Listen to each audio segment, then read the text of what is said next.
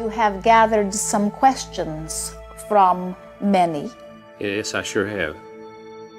First, before we get into the questions, tell me, do these laws that you speak of, these universal laws, work even when we don't believe that they work? They do indeed.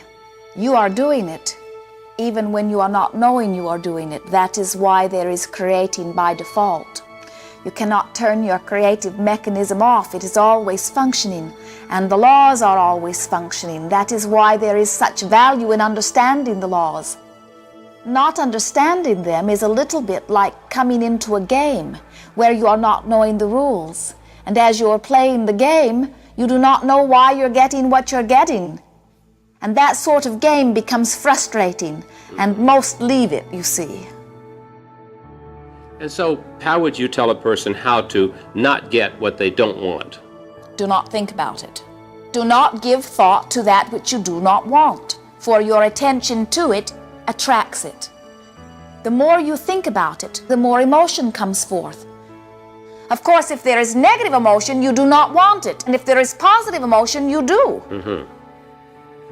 We're what I'd call a very civilized society, in all economical material effects doing relatively well, I would say. And yet I don't see a particular joy in the people that I see around me on the streets and in the businesses and so on and so forth. Is that because of that factor that you talk about, that they have very little wanting but a strong belief? It is.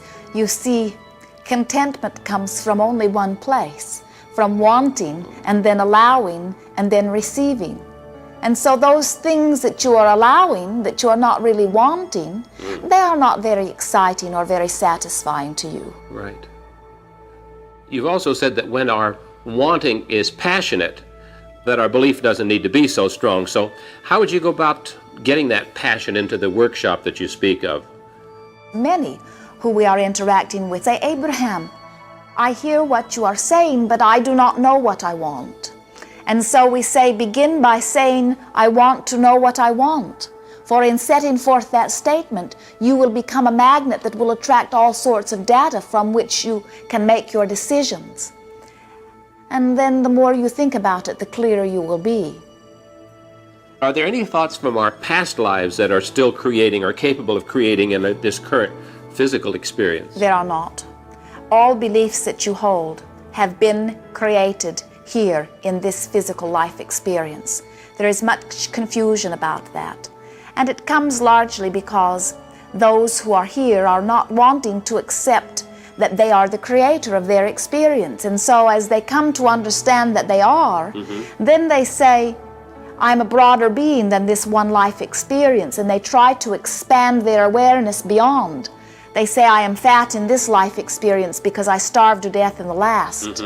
And we say, there is not that from past life experience which is influencing that which you are doing now.